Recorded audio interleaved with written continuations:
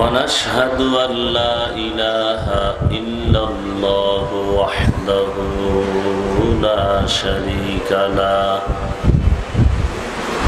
لا ضد له ولا ند له ولا مثل له ونشهد أن سيدنا وسندنا وحبيب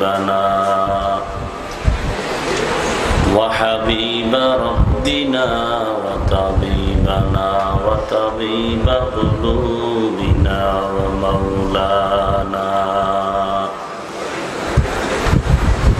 ومولانا محمدا عبده ورسوله صلى الله تعالى عليه وعلى آله وأصحابه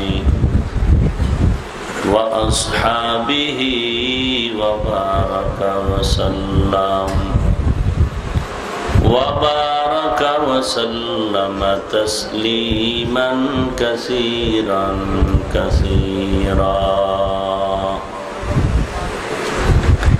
الذي أرسله الله تعالى بالحق بشيرا ونذيرا وداعيا إلى الله بإذنه وسراجا منيرا أما بعد فأعوذ بالله من الشيطان الرجيم بسم الله الرحمن الرحيم يا أيها الذين آمنوا أطيعوا الله وأطيعوا الرسول ولا تبطلوا أعمالكم وقال النبي صلى الله عليه وآله وسلم لا طاعة لمخلوق في معصية الخالق وقال النبي صلى الله عليه وآله وسلم أخلص دينك يكفك العمل القليل أو كما قال النبي عليه الصلاة والسلام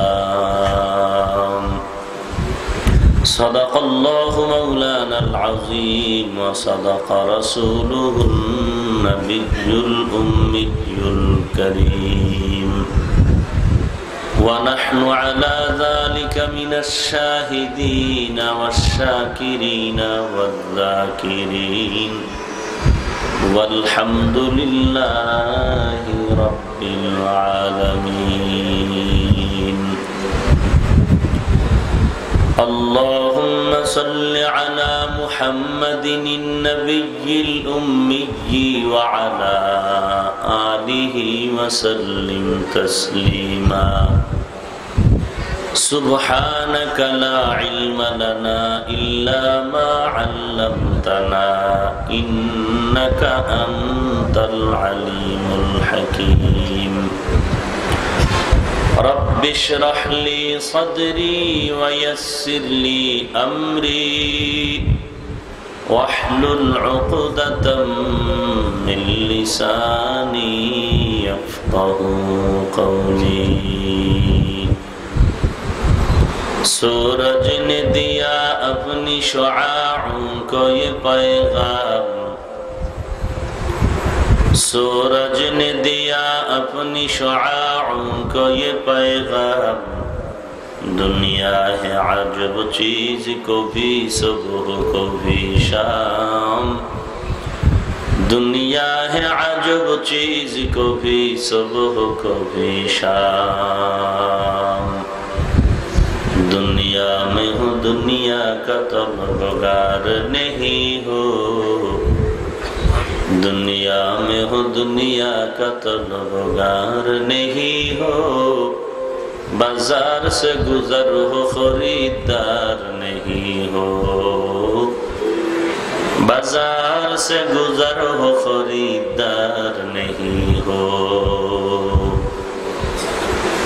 मकबूल तो है शाज़ है काबिल तो बहुत है, मकबूल तो है शाज़ है काबिल तो बहुत है, ऐना के मानिंदे तू नहीं दिल तो बहुत है, ऐना के मानिंदे तू नहीं दिल तो बहुत है।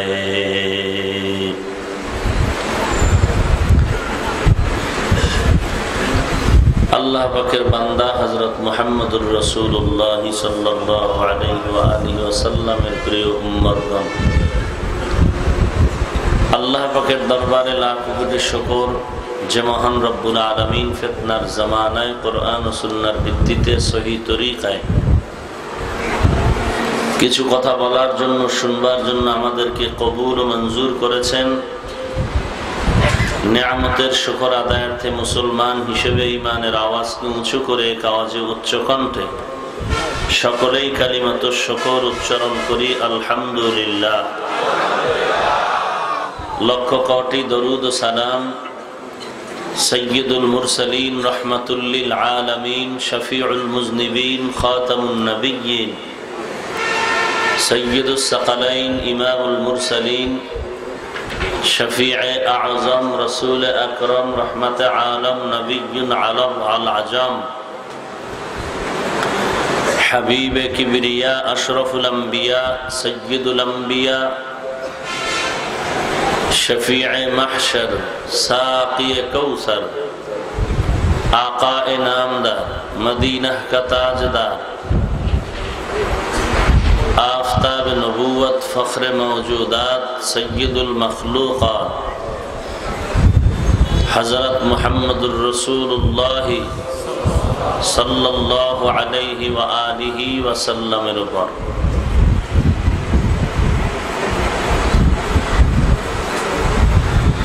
सर्वोपरि शुक्र जादेर अक्लान्त परिश्रमेर माध्यमे आज सुंदर आयोजन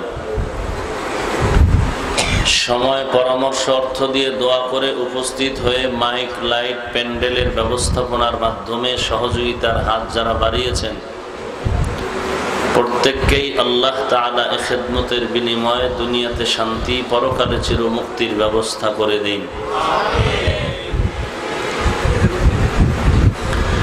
কোরআনে হাকীমের এক আয়াতে কারিমা তিলাওয়াত করেছি বিশ্ব নবী শেষ নবী মহানবী শ্রেষ্ঠ নবী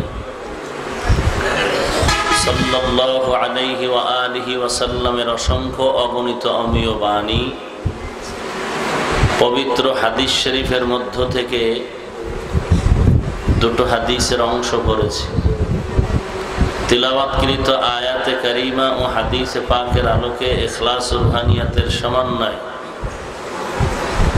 किछु कथा आमाके बलार मतो आपनादेर शुनबार मतो हिम्मत धैर्य तौफिक अल्लाह पाक दान करुन आरो मोहब्बते पड़ी अल्लाहुम्मा आमीन।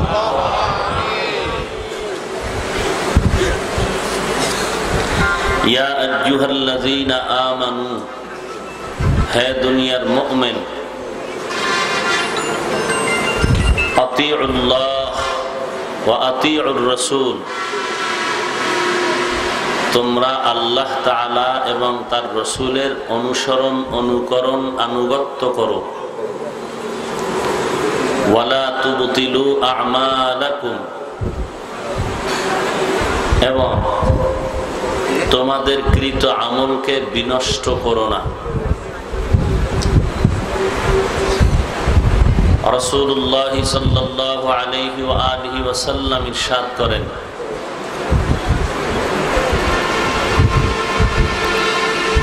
লা তাআতা লি মাখলুকিন ফি মাসিয়াতিল খালিক আল্লাহকে অসন্তুষ্ট করে পৃথিবীর ভিন্ন কারো আদেশ নিষেধ গ্রহণ করা চূড়ান্ত হারাম। অন্য হাদিসে আল্লাহ রাসূল বলেন, আখলিস দীনাকা ইয়াকফিকাল আমালুল কলিল। তোমাদের দ্বীন, ঈমান, আকীদাকে পরিশুদ্ধ করো, অল্প আমল নাজাতের ওসিলা হয়ে যাবে। আল্লাহ রাব্বুল আলামিন দুটো আদেশ দিলেন এবং সতর্কবাণী উচ্চারণ করলেন। আনুগত্য, অনুসরণ, অনুকরণ হবে আল্লাহ এবং তার রাসূলের। আর সাবধান যে তোমাদের কৃত আমল যেন নষ্ট না হয়। অনুসরণ আর অনুকরণ আল্লাহ এবং তার রাসূলের আনুগত্য করা কিভাবে হবে? জবানের কথার দ্বারা নয়, কাজের মাধ্যমে। আর ওই কাজটাকেই আমল বলে। অর্থাৎ আমলের মাধ্যমে বাস্তবায়ন করে দেখাও তুমি আল্লাহ এবং তার রাসূলের অনুসরণ করতেছ।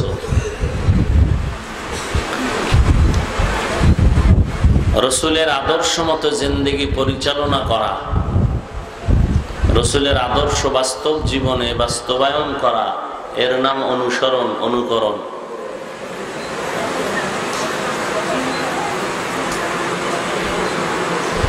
রাসূলের এই বাস্তব আদর্শকে বাস্তবায়ন আমরা কিভাবে করব?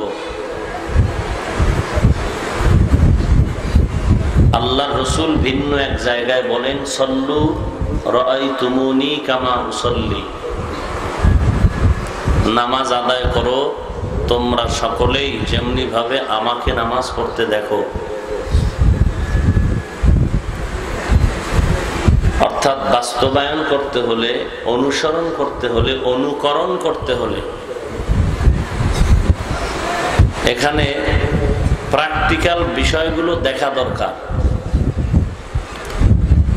রাসূলুল্লাহ সাল্লাল্লাহু আলাইহি ওয়া আলিহি ওয়াসাল্লাম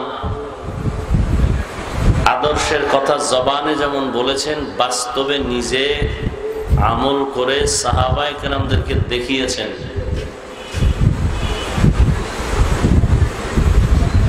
এজন্য নবী বলেন, তারাকতু ফীকুম আমরাইন লান তাদিল্লু মা তামাসসাকতুম বিহিমা কিতাবাল্লাহ ওয়া সুন্নাত রাসূলি। দুটো জিনিস তোমাদের মাঝে রেখে যাই, কখনো তোমরা পথভ্রষ্ট হবে না, লাইনচ্যুত হবে না, গোমরা হবে না, যতক্ষণ ওই দুই জিনিস আঁকড়িয়ে ধরবে। এক নাম্বার আল্লাহর কিতাব, দুই নাম্বারে সুন্নাত। আল্লাহর কিতাব বলতে কোরআনে হাকিম, সুন্নাত বলতে রাসূলের সুন্নাত, আদর্শ।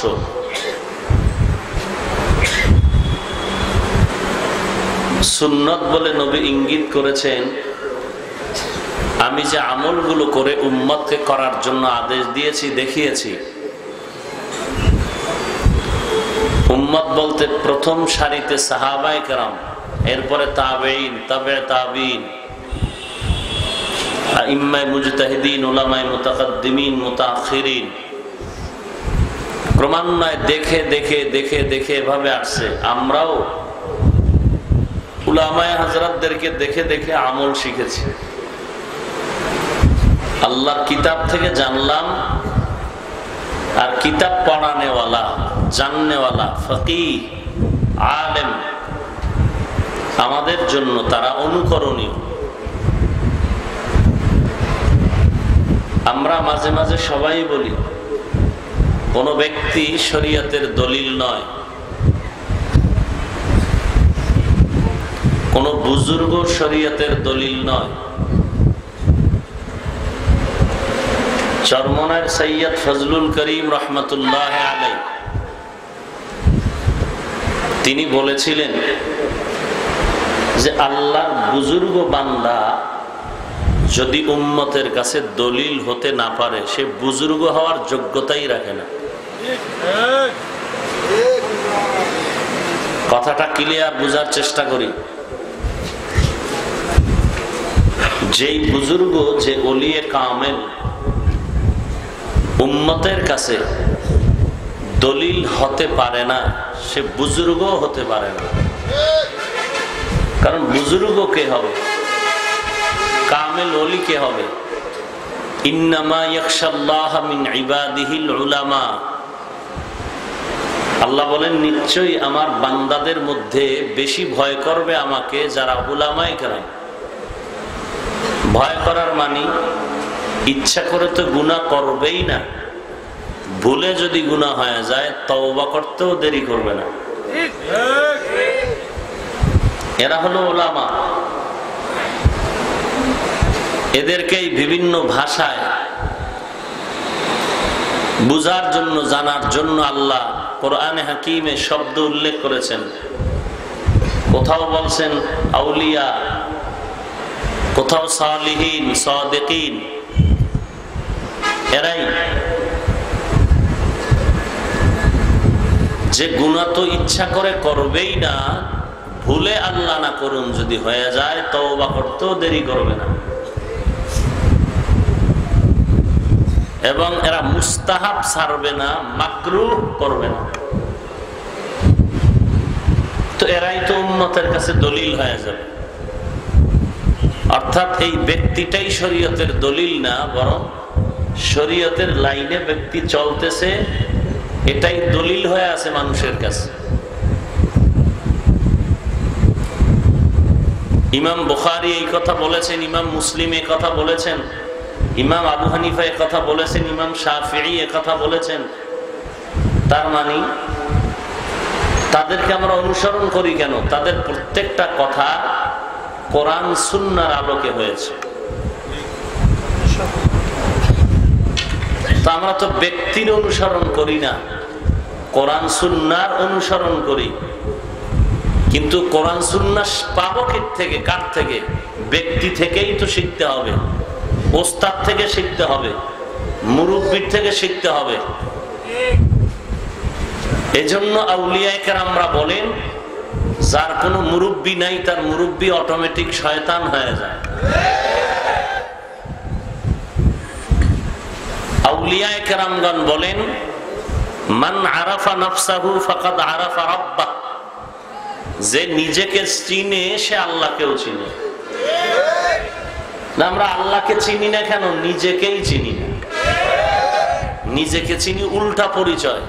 আমাকে চিনো, আমি বড় একজন বক্তা, আমি একজন প্রিন্সিপাল, আমি একজন খতিব মসজিদের, আমি একজন শাইখুল হাদিস, আমি চেয়ারম্যান, আমি মেম্বার, আমি এমপি, আমি মন্ত্রী, আমি কোটিপতি।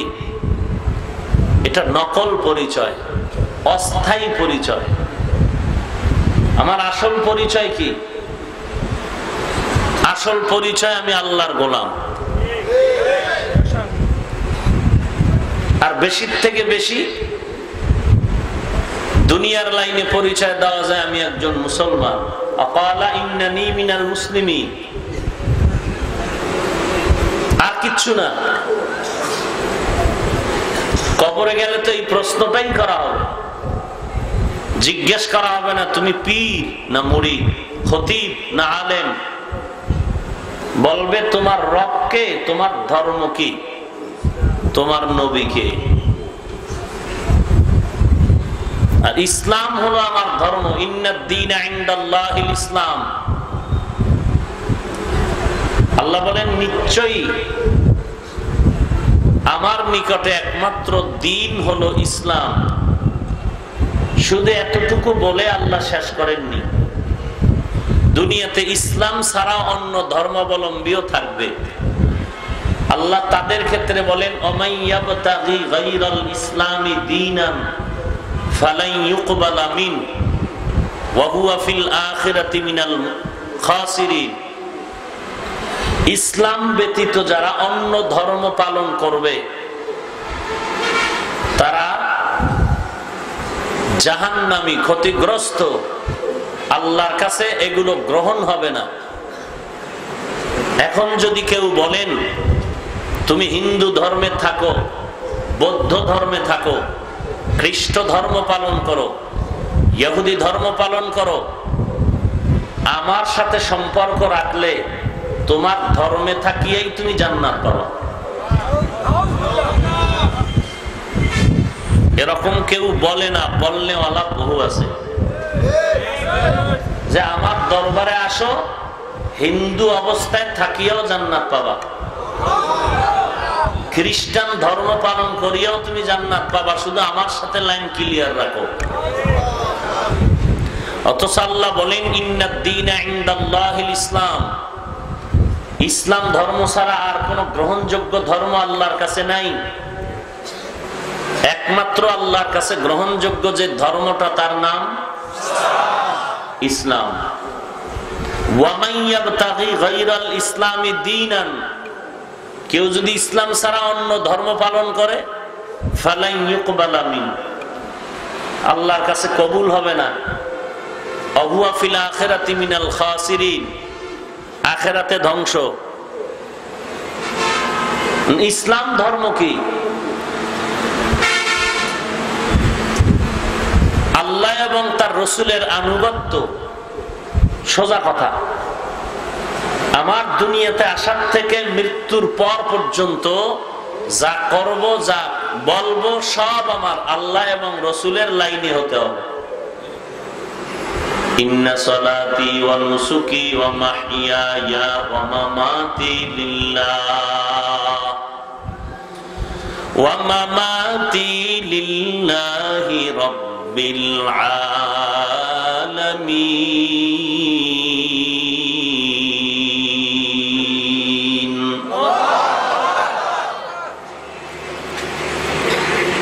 আমার নামাজ, আমার কোরবানি, বেঁচে থাকা, মরে যাওয়া, সব কিছু কার জন্য? ইসলাম ধর্মের একটা গঠনতন্ত্র আছে তো, আছে না? হিন্দুদের ধর্মের একটা আদর্শ আছে। যত বড় প্রধানমন্ত্রী হোক তাদের একটা ধর্মীয় পোশাক আছে, আছে না নাই? খ্রিস্টানদেরও ধর্মীয় পোশাক আছে, মদিনাওয়ালারও পোশাক আছে, ইসলাম ধর্মেরও একটা লাইন আছে। আপনি দাবি করবেন আমি ইসলাম ধর্ম মানি, কাজে কর্মে, চলতে ফিরতে, উঠতে বসতে যদি পার্থক্য করা না যায় যে আপনি কি হিন্দুর মতো চলেন, না খ্রিস্টানদের মতো চলেন, না ইহুদির মতো চলেন, নাকি আপনি মদিনার লাইনে চলেন, এটা তো পার্থক্য বুঝাতে হবে। ইসলাম ধর্ম খ্রিস্টান কোনোদিন গ্রহণ করবে না, ইসলামের আদর্শ ইহুদি গ্রহণ করবে না, ইসলামের আদর্শ বৌদ্ধরা গ্রহণ করবে না, ইসলামের আদর্শ, মদিনার আদর্শ কোনো হিন্দু গ্রহণ করবে না, একমাত্র মুসলমান করবে। হিন্দুর ছেলে শার্ট পরে, প্যান্ট পরে, টাই পরে, চুল লম্বা। মুসলমানের বাচ্চাও যদি প্যান্ট শার্ট টাই পরে, চুল লম্বা, তাহলে ইসলাম ধর্ম আর হিন্দু ধর্মে ব্যবধান করি, ব্যবধান থাকবে না?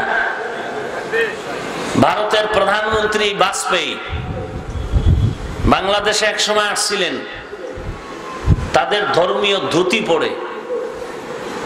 কেন তার ইন্টারন্যাশনাল পোশাক প্যান্ট শার্ট পরলেন না কেন? এরই বলে আনুগত্য, এর নাম অনুকরণ, অনুসরণ। অথচ গোটা দুনিয়ার মধ্যে চ্যালেঞ্জ করার মতো একটা ধর্ম ইসলাম ধর্ম। গোটা দুনিয়ার আদর্শবাদীদের কাছে আমার রাসূলের আদর্শ চ্যালেঞ্জ করার মতো, যেটা কোনো অ্যাডভাইস করার দরকার নাই। এটা তার জন্মসূত্রেই সুন্দর। মক্কার মানুষ চূড়ান্ত খারাপ, রাসূলের আদর্শ গ্রহণ করার কারণে এত দামি হয়ে গেল, যখন শুধু সাহাবী তাদের নামে লেখে না, শুধু রাদিয়াল্লাহু তাআলা আনহুই না, ওয়া রাদু আন, আশারায়ে মুবাশশারা জান্নাতের গ্যারান্টি কার্ড হাতে পেয়েছেন। সেই রসুলের বিদায়ের ১৫০০ বছরের বেশি হয়ে গেল। আজ ময়দানে হাজার মানুষ টাকার জন্য আসছেন, খানা পাওয়ার জন্য আসছেন, বসার জায়গা ভালো না, কোয়ালিটি ফুল বিছানা নাই, পরিবেশ অত গুছালো না, সামান্য একটা গরিবের বাড়ির বিবাহের পরিবেশটাও যেই ঝাঁকজমক হয়, এই মজলিসটা ওই রকম নয়। এরপরও কি নীরব নিস্তব্ধ? ৫০০ টাকা দিলেও একজনে যদি বলে আমার কাছে ১ ঘন্টা বসে থাকো, আধা ঘন্টা বসে থাকার পরে বলবে ডাকছো কেন? বলে ৫০০ টাকা দিও, বসো। বিরক্ত হয়ে চলে যাবে, তোমার টাকা লাগবে না। আর এখানে টাকা দিয়েও বসে আছে। কোন আওয়াজ আছে? কষ্ট আছে? দুনিয়ার কোন কোটিপতি টাকার লোভ দেখায় যদি এই ২ ঘন্টা বসায় রাখে চুপচাপ, কত ভিডাভিডি।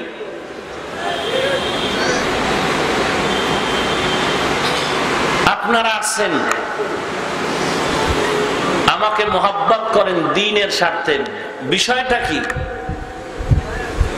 আমার মতো ২ হাত ২ পাওয়ালা মানুষের তো অভাব নাই, শুধুমাত্র আল্লাহর কোরআন আর মদিনাওয়ালার আদর্শ, আর কিচ্ছু না। যত তদন্ত করে দেখবেন এটাই। আমি যদি এখন টুপি খুলে দেই, জামা খুলে শার্ট প্যান্ট টাই লাগাই, থাকবেন আপনারা? যত বড় দামি বয়ান করি, কেউ শুনবে?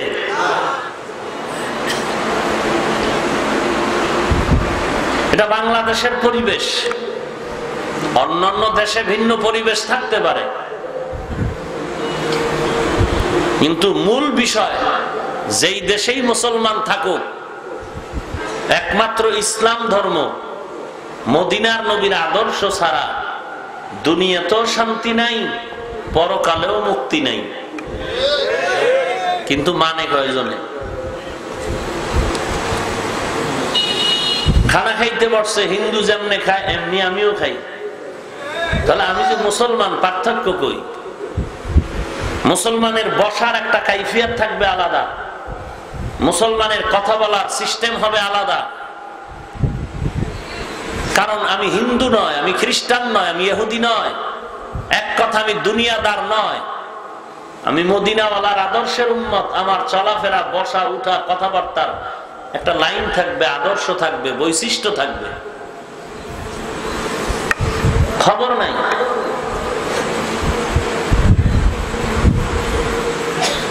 দাবি করি আমি মুসলমান। হিন্দুরাও সকাল 10টায় ঘুম থেকে উঠে, অন্যান্য ধর্মের লোকেরা উঠে ব্রাশ করে, হাত মুখ ধুইয়া 2-4টা খেয়ে এরপরে যার যার কাজে চলে যায়। আমিও এমন করলাম, তো পার্থক্য রইল কই? আমি যে মুসলমানের বাচ্চা, আমি যে রসুলের আদর্শের উম্মত, পার্থক্য রইল কই? অন্যান্য ধর্ম অবলম্বী ভাইয়েরা, এরাও সকালবেলা রাস্তায় দৌড়ায়, জুতা টুতা পরে, আমিও দৌড়াই। ওর মাথায় টুপি নাই, আমারও টুপি নাই, ও বিড়ি টানে, আমিও টানি, ও মসজিদে যায় নাই, আমিও যাই নাই। পার্থক্য রইল কই মুসলমানে? বেঈমানের হাতে আজ মুসলমান মার খাবে কেন? আসমান জমিন, সেই আল্লাহ তো এখনো আছেন, যেই আল্লাহ বনি ইসরাইলদেরকে আসমান থেকে ডাইরেক্ট ভুনা পাখির গোশত আর হালুয়া জমিনে দিছেন, সে আল্লাহ তো এখনো আছেন। যেই আল্লাহ এক নমরুদকে একটা ল্যাংড়া মশা নাক দিয়ে ঢুকাইয়া জুতার বাড়ি দিয়ে শেষ করলেন, এত বড় পাওয়ারফুল নমরুদ, ফেরাউন, সাদ্দাত, কারুন, ধ্বংস হয়ে গেল। ইতিহাস তো আর মুছে ফেলা যাবে না। ফেরাউনের লাশ তো এখনো আছে। তাহলে সে আল্লাহ তো আছেন। তাহলে আমাদের হালাত এত দুর্বল কেন? জমিন আল্লাহ, আমরা আল্লাহর গোলাম, বাহাদুরি আমরা করব, অথচ আমরা মার খাই। আমরা সব অপরাধীদের বিচার হয়, ধর্ম অপরাধীদের বিচার হয় না কেন?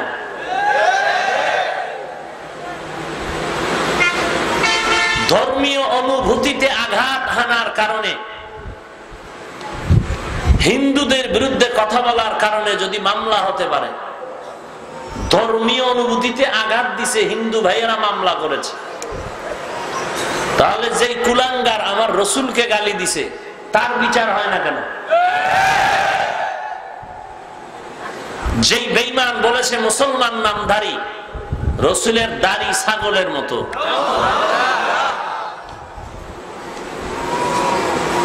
আর এখন ইসলামের ব্যানার লাগায় কত ভণ্ডামি চলতেছে, কোনো সীমানা নাই।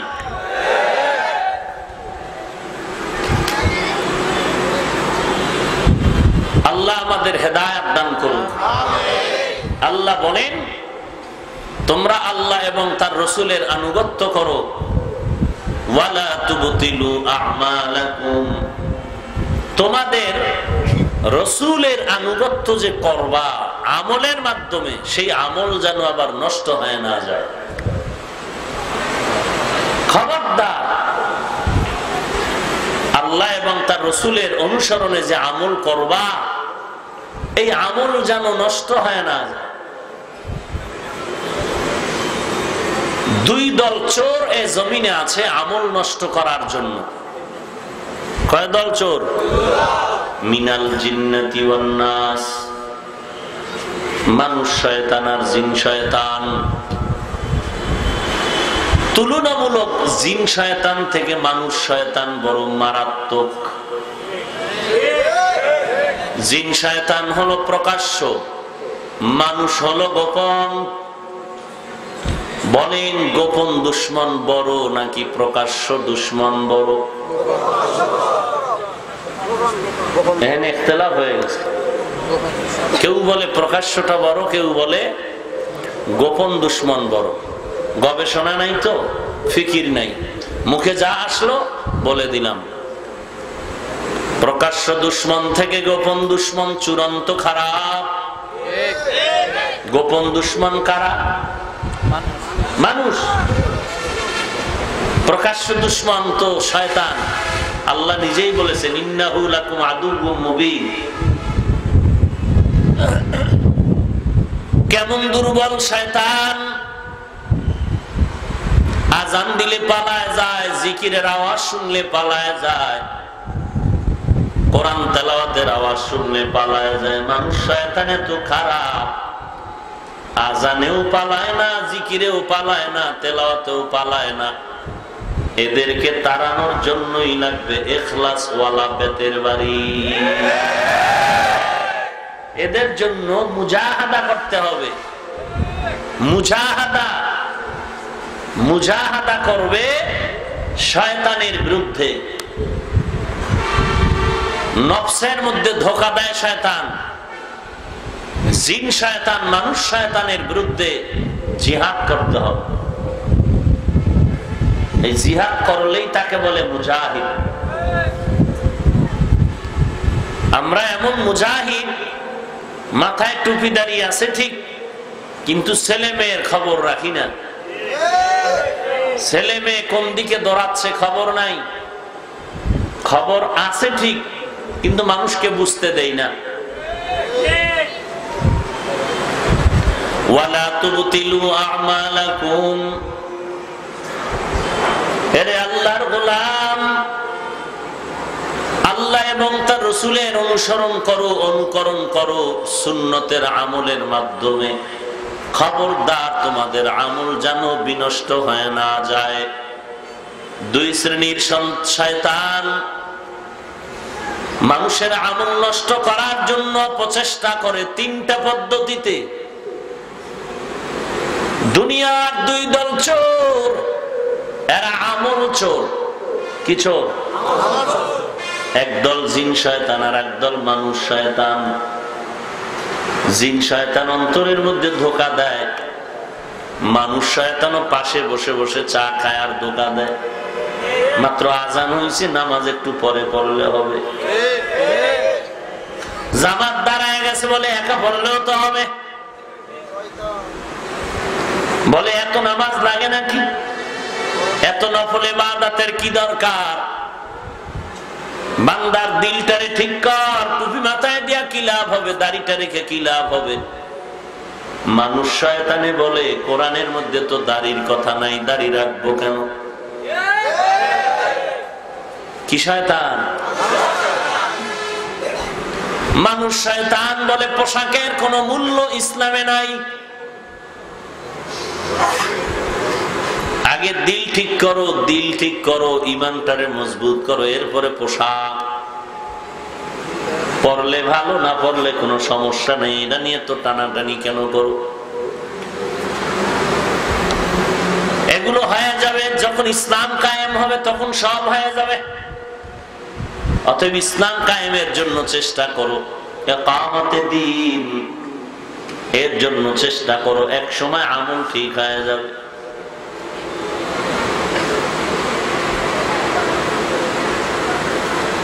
মুসলমান যারা আল্লাহর খাঁটি গোলাম, তাদের মাকসাদ হলো দ্বীন, আল্লাহর দ্বীন আল্লাহর জমিনে বাস্তবায়ন করা। এটা হলো মাকসাদ। এটা কি মাকসাদ? যদি ক্ষমতার চেয়ার পেয়ে বসি, এটা হলো ওয়াসাইল, মাধ্যম। মাধ্যম হলো দাওয়াত। অথবা কেউ যদি খেলাফতের চিন্তা করে, খেলাফত এটা মাকসাদ না, এটা ওয়াসাইল, মাধ্যম। কিন্তু দুনিয়ার কিছু স্বার্থান্বেষী মানুষ মাধ্যমকে বানাইছে মাকসাদ, মাকসাদকে বানাইছে ওয়াসাইল। কি? দ্বীন ইসলাম বাস্তব জীবনে কায়েম করা মাকসাদ, উদ্দেশ্য। মাধ্যম হতে পারে দাওয়াত, মাধ্যম হতে পারে খেলাফত। কেউ বলে না আমাদের খেলাফত উদ্দেশ্য, ক্ষমতা আমাদের উদ্দেশ্য। ধর্ম হলো মাধ্যম। ধর্মের ব্যানার লাগায় ক্ষমতায় যাব, এরপরে ধর্ম কায়েম করব। ক্ষমতা আমাদের আসল, ধর্ম পরে, আগে ক্ষমতায় যেয়ে নেই। এটা দুনিয়াদার শয়তানের স্লোগান, ইসলামের স্লোগান নয়। ইসলামের স্লোগান ক্ষমতায় খেলাফত পাই আর না পাই, হুশ আছে এখন থেকে আমল শুরু। কি? ওখানে যেতে পারি না পারি ওটা আল্লাহর হাতে। পাইলে আলহামদুলিল্লাহ, না পাইলেও আলহামদুলিল্লাহ। আমার কাজ হলো দ্বীন বাস্তবায়ন করা। আগে আমার মধ্যে পরিবার, কু আনফুসাকুম ওয়া আহলিকুম নারা আলা কুল্লুকুম রাঈন ওয়া কুল্লুকুম মাসউলুন আন রাইয়াতিহি। আমি তো দায়িত্বশীল। আমি কিসের দায়িত্বশীল? আমি আমার বডির দায়িত্বশীল, আমার অঙ্গ প্রত্যঙ্গের দায়িত্বশীল আমি।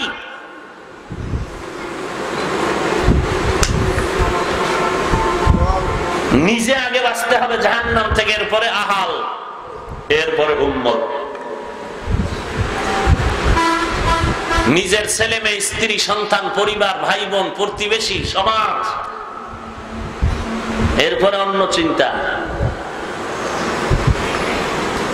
নিজেই জাহান্নাম থেকে বাঁচতে পারলাম না, অন্যকে বাঁচাবার ফিকির করাও তো বোকামি।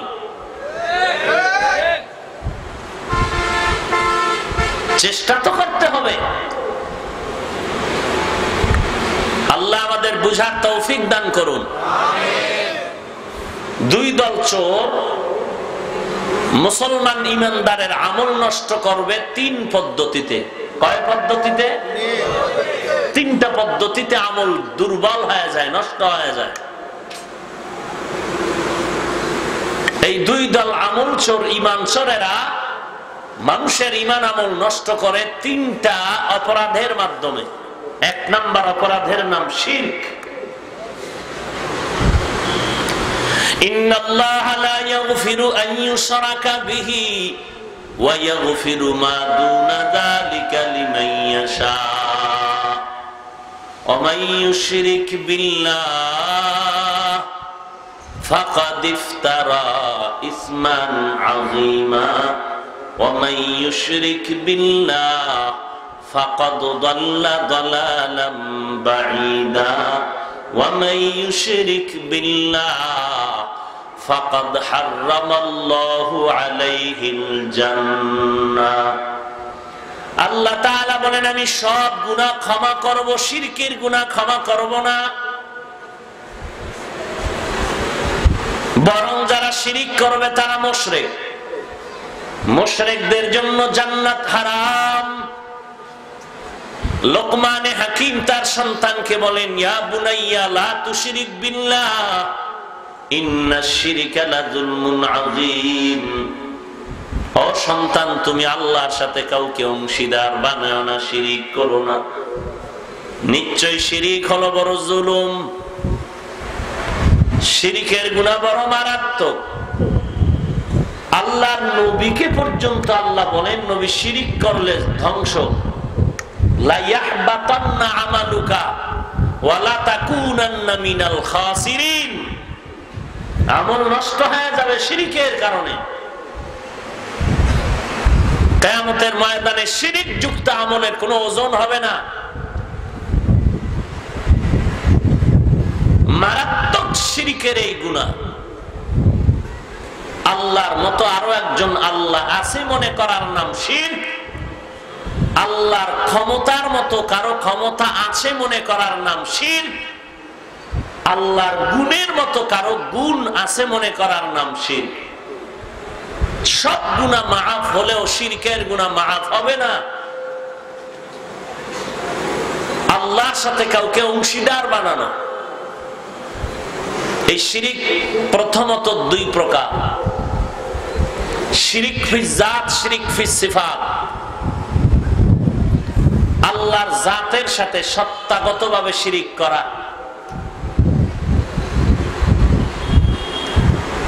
যেমন আমার সন্তান আমার থেকে তৈরি, আমার জাত। আল্লাহর জাতের সাথে কাউকে অংশীদার বানানো, এটা শিরিক ফি জাত। আল্লাহর গুণের সাথে কাউকে অংশীদার বানানো শিরিক ফি সিফাত। এটাকেই ভিন্ন শব্দে বলে শিরকে আকবার, শিরকে আসগর। ভিন্ন শব্দে বলে শিরকে জলি, শিরকে খফি। টোটাল শিরিক 5 প্রকার। শিরিক ফিল কুদরত, শিরিক ফিল ইলম, শিরিক ফিল হুকুম, শিরিক ফিস সামঈ ওয়াল বাসার, শিরিক ফিল ইবাদাত। এই উঠা বসা করেন কেন আপনারা? কি সমস্যা? কি বৃষ্টি হয়? কি মোনাজাত দিয়ে দিব? এই এই ব্যারাম কেন? হ্যাঁ, খারাপ লাগে না?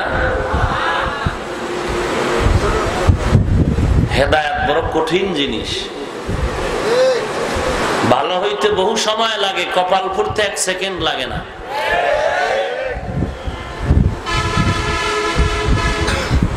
এত কপাল ভরা আমরা মুসলমান, ব্যক্তি আর দলের এত পাকা গোলাম হয়ে গেছি যে কোরআন হাতে ধইরা কসম কইরা বুঝাইল ব্যক্তি আর দলের বিরুদ্ধে চলে গেলে সহ্য করতে পারে না।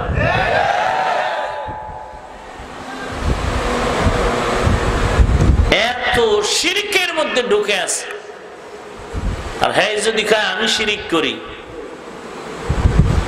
হ্যাঁ, নামাজ নাই, রোজা নাই, পর্দা নাই, এতে কোনো দোষ নাই। আমি টুপিদারি নামাজ রোজা ঠিক রাখাও আমি মুশরিক। কেন? আমি পীর সাহেবের অনুসরণ করি, পীর মানি। এই জন্য এই বাংলাদেশের মধ্যে বাইরের খবর পরে এই বাংলাদেশের মধ্যে এমন একটা কুতুবের নাম বলেন যে কোনো ব্যক্তিকে মানে না। কোন বাঘের বাচ্চা থাকলে দাঁড়ায় বল যে আমি কোনো ব্যক্তি মানি না। মুসলমানের বাচ্চা পারলে দাঁড়ায় বলো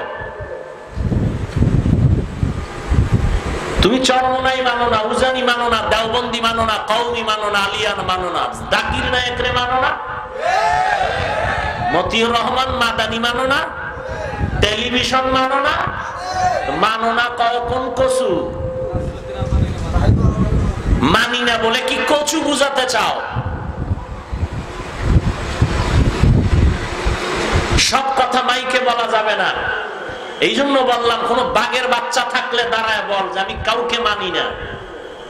এরপরে সামনে এনে কানে ধরে বুঝাই দেব তুই কাকে মানো। বরং আমার থেকে তুমি বেশি মানো আমার ব্যক্তি, আমি যারে মানি, আমি যার কথায় চলি, তার বিরুদ্ধে বললে আমি আগে দেখি কোরআন হাদিসের লাইন মতো বললো কিনা। যদি দেখি আমার পীর, আমার মুর্শিদ, আমার মাযহাবের ইমাম কোরআন সুন্নাহর বাইরে চলে গেছে, কেউ ধরাইয়া দেয়, আমরা ওটাকে মেনে নেওয়ার চেষ্টা করি। আর তুমি তো এমন পূজা করো ব্যক্তির যে নাম লইলেই মাথা গরম, নাম লইলেই মাথা গরম। আমরা ব্যক্তির পূজা করি না। যারা ব্যক্তির নাম লইলে সহ্য করতে পারে না এরা পূজা করে, আমরা পূজা করি না। আমরা পীর মানি ততক্ষণ পীর নবীর সুন্নত মতো চলবে যতক্ষণ। আমরা মাযহাবের ইমামকে শ্রদ্ধা সম্মান করব ততক্ষণ তার কথাবার্তা কোরআন সুন্নাহ অনুযায়ী সঠিক লাইনে থাকবে যতক্ষণ। এটা কির পূজা হইল? তাহলে তো তুমি নামাজে দাঁড়াইয়াও তো পূজা করো, ইমাম রুকু দেয় তুমিও রুকু দাও। হ্যাঁ, কি হইছে? ইমাম সেজদায় যাচ্ছে আমিও যাচ্ছি। ওরে ব্যক্তির তো অনুসরণ লাগবেই, কোরআন সুন্নাহ অনুযায়ী হলে হবে ইবাদত, এটা শিরক না। ব্যক্তির অনুসরণ কোরআন সুন্নাহর আলোকে হলে হবে ইবাদত, আর মন গড়া হলে হবে শিরক। তো আমি যেই ব্যক্তির অনুসরণ করি তাকে আগে দেখি তার মাথায় টুপি আসেনি, নবীর তরিকায় দাড়ি আসেনি, লম্বা জামা আসেনি। তুমি যার অনুসরণ করো সে তো ওই যে শুরুতে বললাম, তাহলে তোমারটা তো নফসের গোলামি হচ্ছে, ইবাদত হচ্ছে না। তো শিরিক হলে তোমারটা হবে, আমারটা নয়। আমরা অন্ধ অনুসরণ অনুকরণ করি না।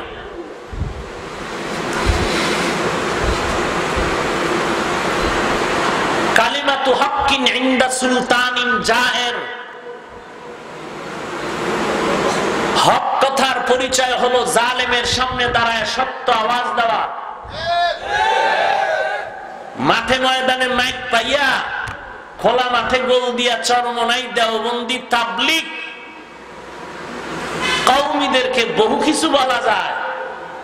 জুমার মসজিদে দাঁড়াইয়া পারলে সুদের বিরুদ্ধে বলো না,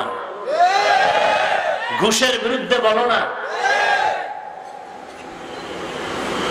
ইসলামের লাইন মতো কোরআন হাতে নিয়ে বলো না। 18 বছরের আগে বিয়ে দেওয়া যাবে না, এটা কোরআন বিরোধী, পারলে জুমার মসজিদে বলো না।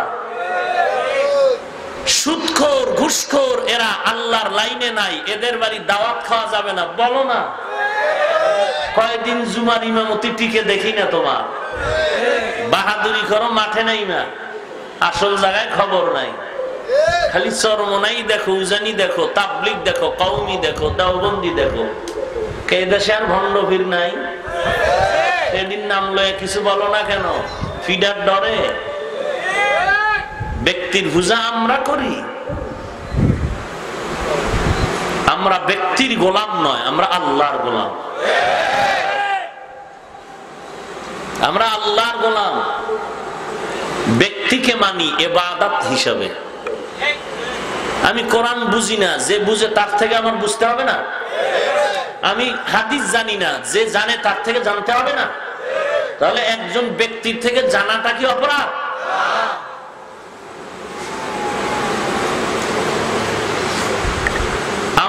আমি যাকে পীর মানি, আমি যেই মুরব্বী মানি, তার তো টুপি, দাড়ি, নামাজ, পর্দা, তেলাওয়াত, তাহাজ্জুদ, ইশরাক, আউয়াবিন বন্ধ নাই।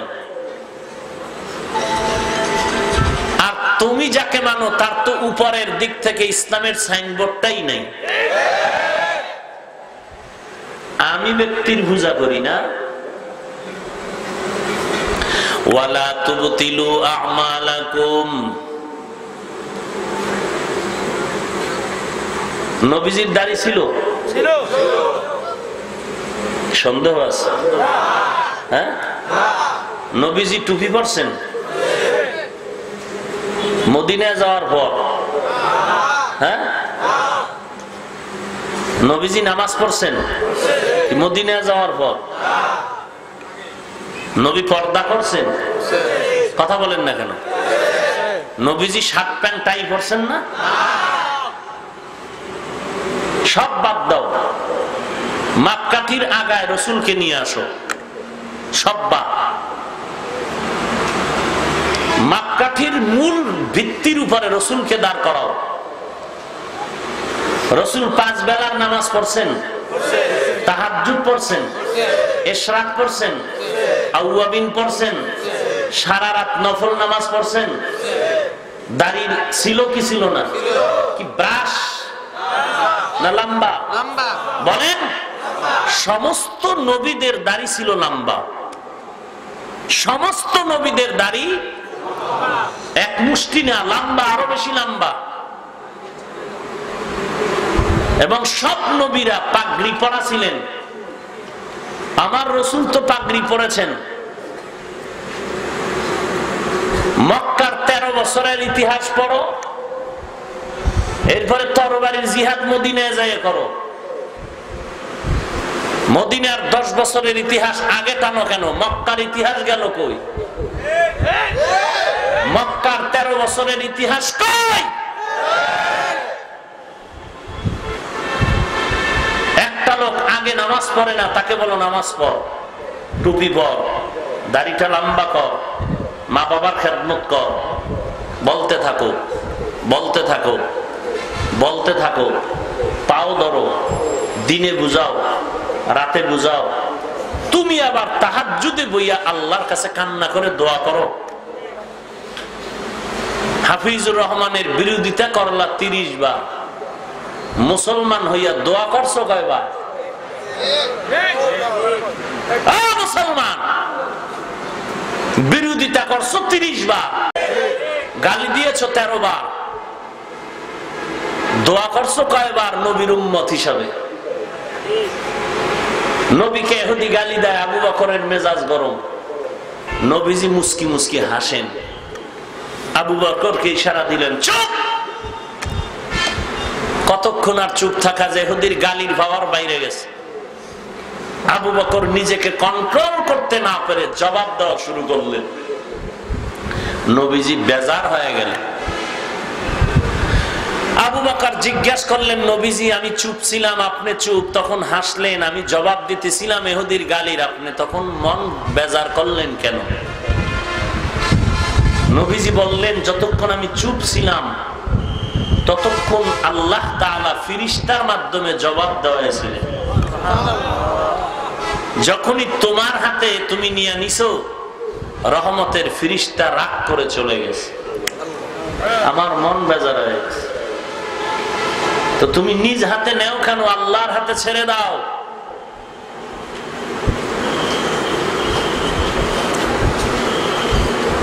টঙ্গীর ময়দানে নবমুসলিমদের আলাদা তাবু আছে, আলাদা। হিন্দু, বৌদ্ধ, খ্রিস্টান যারা ইসলামের দাওয়াত পেয়ে ইসলামের কালেমা পড়েছে, এদের জন্য আলাদা জায়গা আছে টঙ্গীর ময়দানে। হাজার লাখ বিধর্মী কালেমার পতাকা তলে আসলো, বেনামাজি নামাজি হলো। হক্কানি পীর মাশায়েখ যারা, উজানি চরমনাই, আরো যত আছেন এদের মেহনত নিরলস হক লাইনে মেহনতের কারণে কত বেপর্দাওয়ালা পর্দাওয়ালা হয়েছে। আজীবন যার গান শোনার নেশা ছিল আজকে সে কোরআন শুনে। এত লক্ষ লক্ষ মানুষ দিনের পথে আসতেছে, তোমার কাছে ভালো লাগে না? না, এরা সব মুশরিক। আর তুমি সুদ খাইয়া আশেকে রসুল, সুদ খাইয়া তুমি যদি আশেক হও, বাটপার হবে কে? বাটপার কে? তুমি সুদ খাইয়া কত খারাপ হয়েছো জানো? নিজের আপন আম্মার সাথে জিনার গুনাহ কামাই করতেছো। তুমি কত ভালো সন্তান বুঝো? নিজের কলিজা টুকরা মায়ের সাথে জিনার গুনাহ আমল নামায় জমা করতেছো। জিন্দেগীর কোন আমল কবুল হবে না, রোজা নামাজ তেলাওয়াত হজ দান সদকা কিচ্ছু কবুল হবে না। তওবা না করে মরলে চিরস্থায়ী জাহান্নাম। তুমি কত ভালো সন্তান, আমাকে জিজ্ঞেস না করে তোমার বিবেককে জিজ্ঞেস করো। ভাগ্যের নির্মম পরিহার যে তোমার বিবেকটাও নষ্ট হয়ে গেছে। কারণ চোখের মধ্যে কালো কালারের আয়না লাগাইলে সব সাদা বাতি টুপি দেখবে কালো। এখন যদি মেজাজ গরম করে বলে বাতি কালো কেন, তাকে তখন একটা থাপ্পড় দিয়ে কে বলবে তোর আয়না কালো কেন? বললেই মাথা ঠিক হয়ে যেত।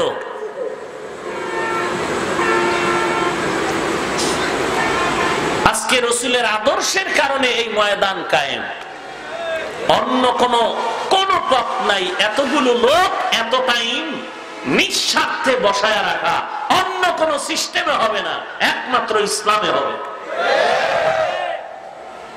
কি এমপি আর মন্ত্রী গরিবের বাচ্চা ইমামতির মুসাল্লায় দাঁড়াইয়া যা করতেছে, মন্ত্রী তার কমন মানতেছে। কমান মেনে মেনে রুকু দেয়, সিজদা দেয়, বলে না এই বেটা আমি এমপি মন্ত্রী, কত পুলিশ আমাকে স্যালুট দেয়, তোর মতো গরিবের কথাই কি আমি উঠবো আর বসবো? বলে এটা দুনিয়ার কেউ না পারলেও ইসলাম পারে। এর নাম ইসলাম। ভ্রাতৃত্ব বন্ধনের ধর্মের নাম ইসলাম। সংঘাত আর উশৃঙ্খলতা সৃষ্টি করার নাম নয়। তিনটা অপরাধের কারণে মানুষের আমল নষ্ট হয়। এক নাম্বার শিরকের গুনাহ। এই শিরিক 5 প্রকার। এক নাম্বার শিরিক ফিল কুদরত, আল্লাহর কুদরতি ক্ষমতার মাঝে কাউকে অংশীদার বানানো শিরিক। সন্তান দেওয়ার কুদরতের ক্ষমতা কার? আল্লাহ। লিল্লাহি মুলকুস সামাওয়াতি ওয়াল আরদ ইয়াখলুকু মা ইয়াশা ইয়াহাবু লিমান ইয়াশাউ ইনাসান ওয়া ইয়াহাবু লিমান ইয়াশাউ যুকুর আও ইউযাওবিজুহুম যুকরানাও ওয়া ইনাসা ওয়া ইয়াজআলু মান ইয়াশাউ আকীমা ইন্নাহু আলিমুন কাদির।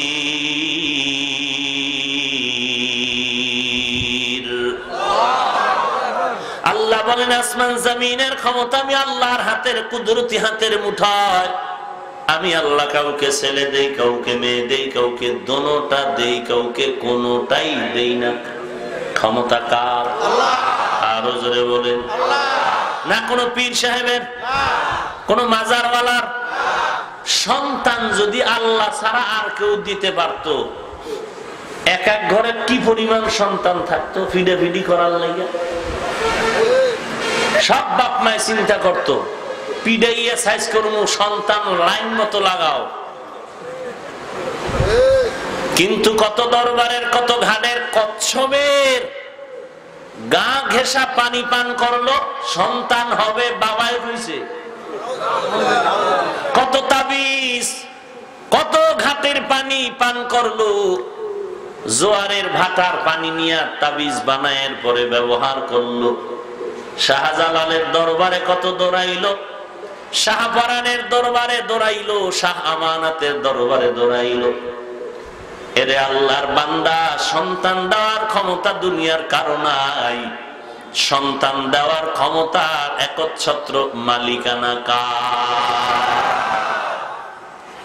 আল্লাহ বলেন আমি কাউকে ছেলে দেই, কাউকে মেয়ে দেই, কাউকে দুটোটাই দেই, কাউকে কোনোটাই দেই না। লা তাকতুলু আওলাদাকুম খাশিয়াতা ইমলাক নাহনু নারযুকুহুম ওয়া ইয়্যাকুম। আমি আল্লাহ তাদেরকেও দেই, তোমাদেরকেও রিজিক দেই। রিজিকের ভয়ে সন্তানকে হত্যা করিস না। সন্তান বেশি হলে থাকবে কই, খাবে কি, এই ভয়ে হত্যা করিও না। জন্ম নিয়ন্ত্রণ যেটাকে বলে, এই জন্ম নিয়ন্ত্রণ পন্থা বা পদ্ধতি আবিষ্কার করেছে বিধর্মী ইহুদিরা। আশ্চর্যের খবর, শিক্ষিত মুসলমান পায়ে হাত রেখে বলি রাগ করো না, একটু খোঁজ খবর নিয়ে দেখো, আজ পর্যন্ত দুনিয়ার কোন ইহুদি বেঈমানেরা এই জন্ম নিয়ন্ত্রণের পদ্ধতি ব্যবহার করে না। সব নিজেরা আবিষ্কার করে সারা দুনিয়ার মুসলমান দেশের মধ্যে ফ্রি টাকায় বিক্রি করে, পদ্ধতিগুলো সাপ্লাই করে। কারণটা কি? কারণ হলো ওরা চায় মুসলমানের সন্তান কমে যাক, নিজেরা বাহাদুরি করতে পারবে। মুসলমানের স্লোগান শিখায় দিল, ছেলে হোক মেয়ে হোক দুটোর বেশি নয়, একটা হলে ভালো হয়, না হইলে আরো ভালো। কিন্তু ইহুদি বেঈমানের ঘরে খবর নাও, প্রত্যেকের ঘরে সন্তানের 4, 5, 7টা, 8টা, 10, 12, 17, 70টা পর্যন্ত পত্রিকা আছে। এক বেঈমানের বাড়ি পাবা না সন্তান অল্প। রবীন্দ্রনাথ ঠাকুরের সন্তান অনেক। এরকম একটা একটা গণনা করে দেখো, সব বিধর্মীদের ঘরে সন্তান বেশি। তাহলে ওরা জন্ম নিয়ন্ত্রণের পদ্ধতি আবিষ্কার করে, ওরা কেউ ব্যবহার করে না, সব মুসলমানের বিনা টাকায় বিলাইয়া দেয়। মুসলমান টের পায় না, না যাই না, না শুই না, উল্টা কোরআন ওয়ালাদের গালি দেয়। আচ্ছা, সব কথা বাদ, ধরে নিলাম একেবারে ইহুদির কথাই চিরসত্য, ওরাও খায় আপনারাও খান। বলেন তো, এই জন্ম নিয়ন্ত্রণের ট্যাবলেট ব্যবহার করার পরে 10 বছর আগে বাংলাদেশে জনসংখ্যা যত ছিল, বর্তমানে কত পার্সেন্ট কমছে? হ্যাঁ, তো ট্যাবলেট গেল কই?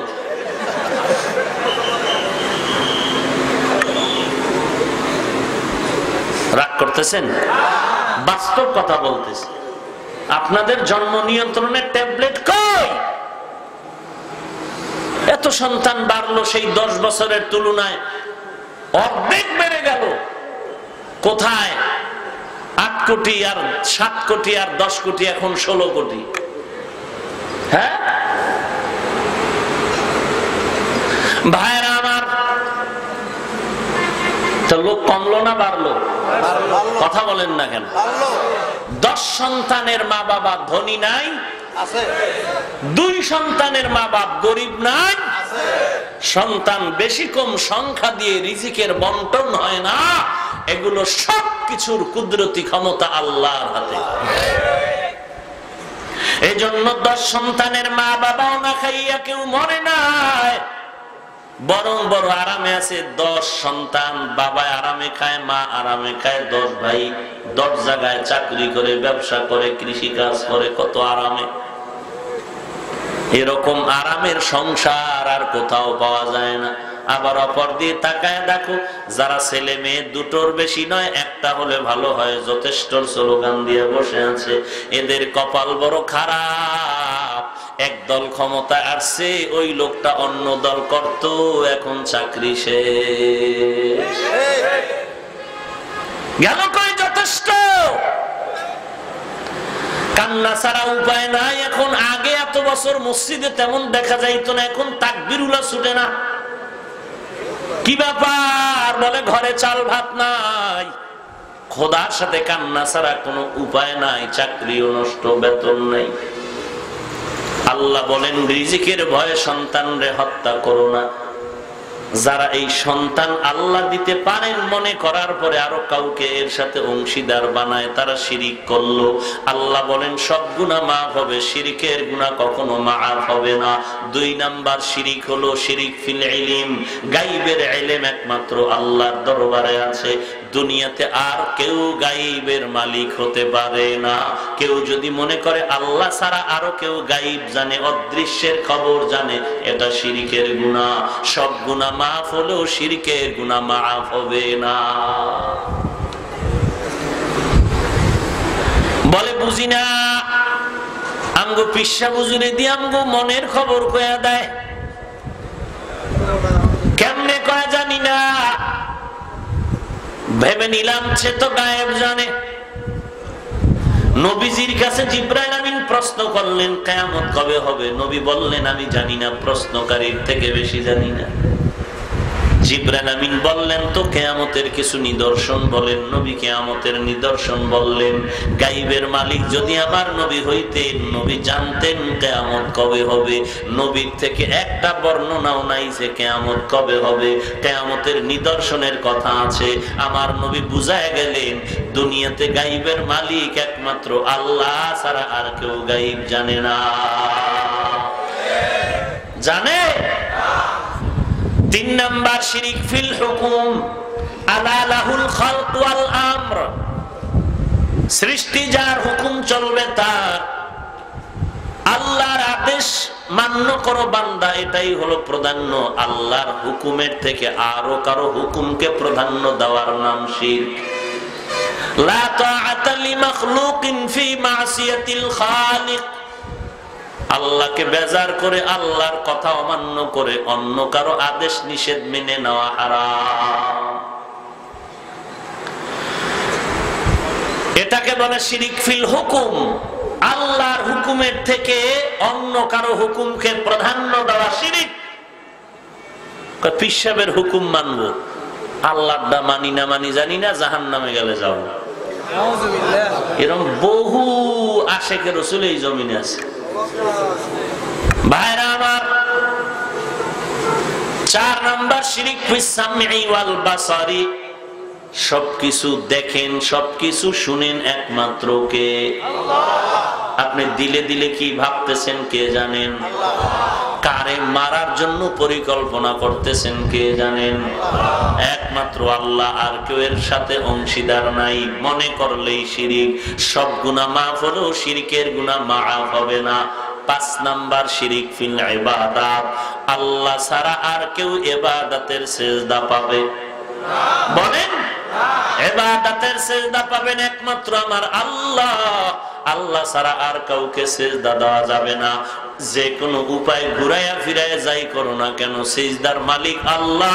অন্য কাউকে সিজদা দেওয়ার নাম হলো শিরকের গুনাহ। সব গুনাহ মাফ হলো, শিরকের গুনাহ মাফ হবে না। যারা আমরা গুনাহ করেই ফেললাম, আমাদের উপায় কি? আল্লাহ তাআলা বলেন উদউনি আস্তাজিব লাকুম। বান্দা ডাক দাও, আমি আল্লাহর কাছে ক্ষমার জন্য ডাক দাও, আমি আল্লাহ তোমার ডাকের জবাব দেওয়ার জন্য তৈয়ার।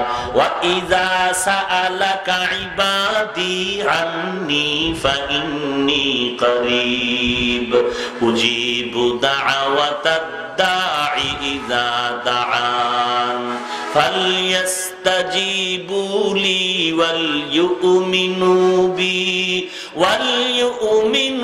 بِي لَعَلَّهُمْ يَرْشُدُونَ।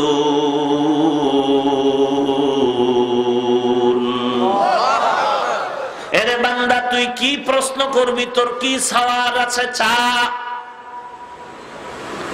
এরে বান্দা, আমি আল্লাহ তোর কাছে আছি, কি দরকার বল। দুনিয়াওয়ালারা চাইলে বেজার হয়, আমি আল্লাহ না চাইলে বেজার হই। কারণ দুনিয়ার সবাই স্বার্থপর, অভাবী। আমি আল্লাহর কোনো অভাব নাই, কোনো স্বার্থ নাই। আমি আল্লাহর কাছে চাও, আলা মিন মুস্তাগফিরিন ফাগফির আলা। কে গুনাহ করেছো ক্ষমা চাও, আমি আল্লাহ ক্ষমা করে দিব, কারণ আমি আল্লাহ চাই না কেউ জাহান্নামে যাবে। কারণ বান্দা তুই এতটাই যে দুর্বল, ওই যে জমিন থেকে 9,30,00,000 মাইল উপরের সূর্যের গরম সহ্য করতে পারো না। এই সূর্যটা হাসরের ময়দানে যদি মাথার উপরে চলে আসে সহ্য করতে পারবি না। আমি আল্লাহর কাছে তওবা কর দরজাটা খুলে রাখছি। কুল ইয়া ইবাদিয়াল্লাযীনা আসরাফু আলা আনফুসিহিম লা তাকনাতু মির রাহমাতিল্লাহ। আমার রহমতের বিস্তারিত জায়গা, বিশাল চাদর বিছায় দিলাম।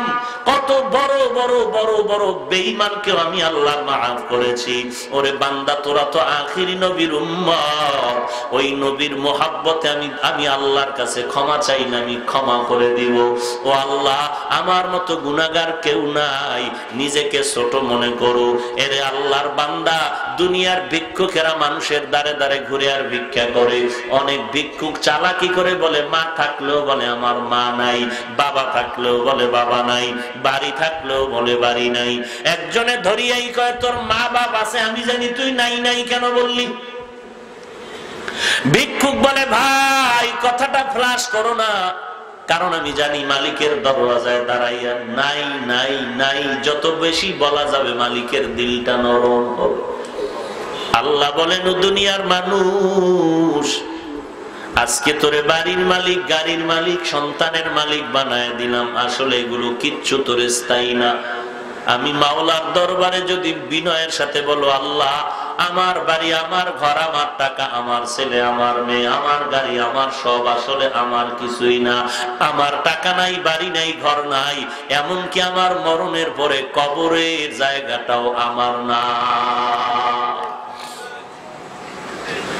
আমার বাড়ি বাড়ি যা বললাম, আমার মরণের পরে আমার গায়ের জামাটা ছেলে খুলে রাখবে, বেলেট দিয়া কেটে রাখবে, বৃষ্টির মাঝে আমার লাশটা রাস্তায় ফালায়া রাখবে, দরজা আটকায় রাখবে, বাগানে আমার লাশটা ফেলে দিবে। একদিন দুদিন কান্নার পরে আর খবর নিবে না, বরং মরণের পরে জানাজার আগেই মনের মধ্যে জায়গা বাড়িঘর ভাগ করার পরিকল্পনা শুরু হয়ে যাবে। ওই কবরে আমাকে একা ফালায় রাখবে, 3টা সাদা কাপড়ের আমাকে বাসিন্দা বানায়, আর কেউ কবরে খবর নিবে না। আল্লাহর নবী বলেন ওই কবরে খবর নেওয়ার জন্য 4টা বন্ধু তুমি সঙ্গে নিতে পারো। ক্বালান নবিয়্যু সাল্লাল্লাহু আলাইহি ওয়া আলিহি ওয়াসাল্লাম إذا وزع الميت في قبره جاء القرآن عند راسه والصلاة عن يمينه والصيام عن شماله وسائر الحسنات عند رجليه। আল্লাহর নবী বলেন উম্মতের দল অন্ধকার কবরে রেখে যাওয়ার পর 2জন ফেরেশতা আসবে প্রশ্ন করার জন্য। মাথার কিনারায় যখন আসবে 4টা বন্ধু চারদিক দিয়া দাঁড়ায় যাবে আর বলবে প্রশ্ন করার জন্য ফেরেশতারা আসবি না, আরামে ঘুমাইছে, বান্দাকে আরামে ঘুমাইতে দাও, দুনিয়াতে ঘুমাইতে পারে নাই। মাথার কিনারার থেকে বলবে কে আমাদের নিষেধ করলা? জবাব দিয়া বলবে আমি হলাম এই মাইয়েতের বন্ধু কোরআনুল কারীম। ফেরেশতারা ডান পাশে যাবে, আসবা না, কে নিষেধ করলা? বলবে আমি তার আপন বন্ধু নামাজ। ফেরেশতারা বাম কিনারায় যাবে, বলবে আসবা না, কে নিষেধ করলা? বলে আমরা তার বন্ধু রোজা। পায়ের কিনারায় যাবে, বলবে আসবা না, কে নিষেধ করলা? বলে বান্দার যাবতীয় নেক আমল, দস্তারখানের আমল, মেসওয়াকের আমল, টুপির আমল, দাড়ির আমল। কতক্ষণ তোমরা থাকবা? বলে আমাদের এই মাইয়াতকে জান্নাতে ঢুকায়া দাও পর্যন্ত থাকবো। এরে নবীর উম্মত, আর এই 4 বন্ধু যদি তোমার সাথে না নিয়ে যাও, ফেরেশতা প্রশ্ন করবে রবের পরিচয় দাও, মার রব্বুক ওমা দীনুক, ধর্মের পরিচয় দাও, রাহমাতুল লিল আলামিনের পরিচয় দাও। তুমি তো ধর্ম কি জিনিস জানতাই না, ধর্ম কাকে বলে তাও ভালো করে চেনো না। স্লোগানে তালে তালে তাল মিলায় বলো ধর্ম যার যার উৎসব সবার, তোমার নিজের যে একটা নিজস্ব ধর্ম আছে তার খবরই নাই, তোমার যে একজন আল্লাহ আছে সে আল্লাহর সাথে কোনো সম্পর্ক নাই, তোমার যে রহমাতুল লিল আলামিন আছে সেই ব্যাপারে তোমার খবর নাই। আল্লাহ তাআলা বলবেন, আর দেরি না করিয়া কবরের সাথে জাহান্নামের দরজাটা খুলিয়া দাও, জাহান্নামের আগুন কবরটা ভরে যাবে। একটা নয়, দুইটা নয়, 70 থেকে 99টা সাপ কবরে আসবে। এরে নবীর উম্মতের দল, নবী বলেন এই কবরের আযাব এমন ভাবে শুরু হয়ে যাবে, মানুষ আর জিন ছাড়া সব মাখলুকতেরা দেখবে। যে কারণে দেখা যায় অনেক কবরের পাশে কুকুরেরা ঘেউ ঘেউ ঘেউ ঘেউ করে কান্না করে, গরু রশি সিরিয়া পালায় যায়, কারণ ওরা কবরের আযাব নিজের চোখে দেখতে পায়। আল্লাহর নবী বলেন, আমি একদিন জান্নাতুল বাকির মধ্যে হাঁটতেছি আর দোয়া করতেছি, হঠাৎ করে গিয়া দেখি একটা কবরের মধ্যে আল্লাহ দেখায় দিলেন আযাব চলতেছে একটা যুবকের কবরে। আমি এই যুবকের কেন আযাব হয় আল্লাহ থেকে জানতে চাইলাম। আল্লাহ বললেন, ও মায়ের সাথে বেয়াদবি করেছে। আমি নবী ঠিকানা নিয়ে আল্লাহ থেকে ওই যুবকের মা বেঁচে আছে কিনা সাহাবায়ে কেরাম দিয়ে খবর নিলাম। খবর নিয়ে দেখলাম তার মা এখনো বেঁচে আছে। আমি নবী ডাকিয়া পাঠাইলাম, ওই মহিলা খবর দিল আমি যাব না। আমি বললাম, বলে দাও তার সন্তানের কবরে আযাব হয় যেন মাফ করে দেয়। ওই মা বলে, না না, আমার সন্তানের আমি কখনো মাফ করব না। রহমাতুল লিল আলামিন তাকে ডাকিয়া আনলেন, এরপরে বললেন, তোমার সন্তানের কবরে আযাব হয় মাফ করে দাও। বলে, না আমি মাফ করব না। নবীজি বললেন, তো আগুনে জ্বলবে, তুমি কি মেনে নাও? বলে, হ্যাঁ, আমার কোনো আফসোস নাই। কারণটা কি? বলে, আমার সন্তান একদিন ঝগড়া করে বউয়ের সাথে তর্কর কারণে বউয়ের মায়ায় পড়ে আমি মায়ের সাথে এমন তর্ক জড়ায় দিল, একটা ইটা নিয়ে আমার মাথার উপরে আঘাত করলো, আমি জমিনের মধ্যে পড়ে গেল, আমার মাথার রক্ত বের হয়ে জমিন লাল হয়ে গেল, আমি এমন কান্নায় দুর্বল হয়ে গেলাম, আমার এই কষ্ট জীবনে আর অন্তর থেকে মুছবে না। আমার সন্তানের কোনো ক্ষতি হোক এটাও আমার জানারও দরকার নাই। নবী তো রহমাতুল লিল আলামিন। আল্লাহ নবী বলেন সাহাবাদেরকে তাড়াতাড়ি কেরোসিন আর লাকড়িয়ানো আগুন জ্বালাইয়া উপরে উঠাইয়া সন্তানের জ্বালায় দিব। নবী যখন আগুন জ্বালায়, নবী তাকায় দেখে মহিলার চোখ থেকে পানিগুলো বের হয়ে গেল। ডাক দিয়া কয়, ও নবী, আমার সন্তানের এই আগুনে জ্বালাইবেন না। আমার সন্তান হাজারো যদি অন্যায় করে, আমি নিজের চোখে তাকাইয়া সন্তানের কষ্ট সহ্য করতে পারবো না। এর নবীর উম্মতের দল, আল্লাহর নবী বলেন, আল কবরু রাউযাতুম মির রিয়াজিল জান্নাহ আও হুফরাতুম মিন হুফারিন নার। এর নবীর উম্মতের দল, আল্লাহর মুহাব্বত নিয়ে তওবা করে নাও। আল্লাহ তাআলা বলেন, কত বড় বড় বেঈমান কেউ তো আমি আল্লাহ ক্ষমা করে মাফ করে দিয়েছি। তোমরা অন্যায় যদি করিয়া থাকো, চোখের পানি ছেড়ে কান্না করো, তওবা করো। আল্লাহর নবী বলেন, গাভীর ওলান থেকে দুধ বের করে ভেতরে যেমন ঢুকানো আর সম্ভব না, যারা আল্লাহর মুহাব্বতে তওবার নিয়তে গুনার ভয়ে চোখের পানি ছেড়ে কাঁদবে, ওই বান্দাকে আর জাহান্নামে দেওয়াও সম্ভব হবে না। অতএব আল্লাহর কাছে তওবা করো। হে মালিক, এই ময়দানে কেউ আমাকে চিনে না, জানে না আমি কার সন্তান, কার ভাই। ও আল্লাহ, তুমি তো জানো এই ময়দানের মধ্যে আমার মতো গুনাহগার মনে হয় আর কেউ নাই। গুনার কারণে দেখি আমার হাত না পাক, আমার জিহ্বা না পাক, আমার অন্তর না পাক। ও আল্লাহ, এই অন্যায়গুলো যদি আমার কেউ সামনে করতো, আমি তাকে লাথি মেরে তাড়ায় দিতাম। ও দয়ার মালিক, এত বড় বড় গুনাহ করার পরে তুমি একবারও রাগ করে পানি বন্ধ করো নাই, বাতাস বন্ধ করো নাই। ও আল্লাহ, তুমি সূর্যের আলো বন্ধ করো নাই। আজকে ময়দানে হাজির হয়ে গেলাম তওবার জন্য। কতবার আজান শুনলাম, মসজিদে গিয়ে নামাজ আদায় করলাম না, ঘাড় তারামি করে চলে গেলাম। কত আলেম কত বুঝাইলো, তাদের সাথে আমি উল্টা পাল্টা ব্যবহার করলাম। ও আল্লাহ, আজকে তওবা করতেছি, জীবন চলে গেল, গুনাহের কাছেও যাব না, নামাজ ছাড়বো না, মা বাবাকে কষ্ট দিব না। এরে যুবক, আল্লাহর গোলাম, তোমার মতো যুবক আজকে তাকায় দেখো অধিকাংশ ক্ষেত্রে যুবকের চতুর্দিকে লাশ আর লাশ, মরণের কবর। আবার তাকায় দেখো তোমার মতো যুবক স্কুল কলেজে লেখাপড়া করে, নামাজের সময় এক ওয়াক্ত নামাজ বাদ দেয় না। তোমার মতো যুবক কোটি টাকার ব্যবসা করে, 1 টাকাও হারাম খায় না। তোমার মতো যুবক ড্রাইভারি করে, কৃষি কাজ করে, শ্রমিকের কাজ করে, নামাজ বাদ দেয় না। তোমার মতো যুবকরা আবার আর্মি, পুলিশ, বিডিআরের চাকরি করে, একটু নামাজ বাদ দেয় না। তুমি কেন পারবা না রে ভাই? আল্লাহর দরবারে তওবা করে নাও, একটু কষ্ট করে নামাজ চালু করো, দেখবা 1 সপ্তাহ পরে নামাজ না পড়লে মনটা খারাপ লাগবে। অভ্যাস করে নাও, না পারলে বারবার আল্লাহর কাছে তৌফিক চাও। আর কোন ভালো আল্লাহওয়ালা যদি পাও, যাদের দোয়া কবুল হওয়ার মতো দিল সাক্ষী দেয়, এমন আল্লাহওয়ালার থেকে একটু দোয়া নিও আর বলিও, হুজুর আমার জন্য দোয়া করবেন, আমি যেন 5 ওয়াক্ত নামাজ পড়তে পারি ঠিক মতো। মনটা চায় পড়তে, কিন্তু মাঝে মাঝে যাই, মাঝে মাঝে যাইতে পারি না। এরে আল্লাহর বান্দা, সব লাইনে তোমার মতো নামাজি বান্দা থাকলে তুমি কেন পারবা না? আল্লাহর কাছে তৌফিক চাও, তওবা করো, আল্লাহ আর গুনাহের কাছেও যাব না, আর নামাজ ছাড়বো না, দেশ ও জাতির বিরুদ্ধে কোনো ষড়যন্ত্র করব না, আলেম ওলামাদের সাথে বেয়াদবিমূলক কোনো আচরণ করব না, বিরোধিতা করব না, গীবত শাকায়াত করব না। তওবা করার যদি খাস নিয়ত থাকে, মুনাফিকি যদি না থাকে, খাঁটি তওবার নিয়তে দুটো হাত আল্লাহকে দেখায় দাও। আয় আল্লাহ সবার হাত কবুল করে নেন, আয় আল্লাহ আমাদের তওবা কবুল করে নেন, তওবার উপরে মজবুত হয়ে চলার তৌফিক দান করেন। আয় আল্লাহ গুনাহের প্রতি ঘৃণা জমায়ে দেন, নবীর তরিকা মতে চলার তৌফিক দান করেন। আমিন। আলহামদুলিল্লাহি রাব্বিল আলামিন।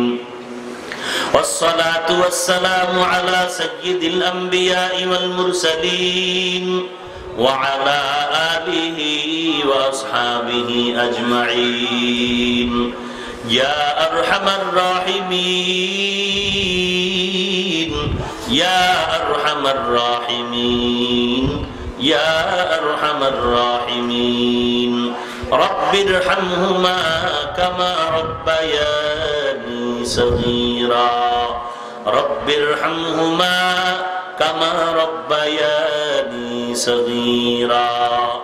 ও দয়ার মালিক, কুদরতের নজর দিয়া দেখেন ময়দানে কত উলামায়ে কেরাম হাজির। আয় আল্লাহ কত সাদা দাড়িওয়ালা মুরব্বি হাজী সাহেবরা হাজির। আয় আল্লাহ কত চাকরিজীবী, কত ব্যবসায়ীরা আপনার দরওয়াজায় হাত তুলেছেন, কত যুবক, কত ছাত্র ভাই, ছোট ছোট বাচ্চা, মাদ্রাসার ছাত্র, পর্দার আড়ালের কত মা বোনেরা। ও আল্লাহ আমরা সবাই গুনাহগার, জাহান্নামের আসামি, আপনার দরওয়াজায় তওবার নিয়তে হাত তুলে ফেলেছি রে আল্লাহ। দয়ার নজরে আমাদের জীবনের সব গুনাহগুলো মাফ করে দেন। আয় আল্লাহ আজকের মাহফিল কবুল করে নেন। আয় আল্লাহ যারা আয়োজন করেছেন, সহযোগিতা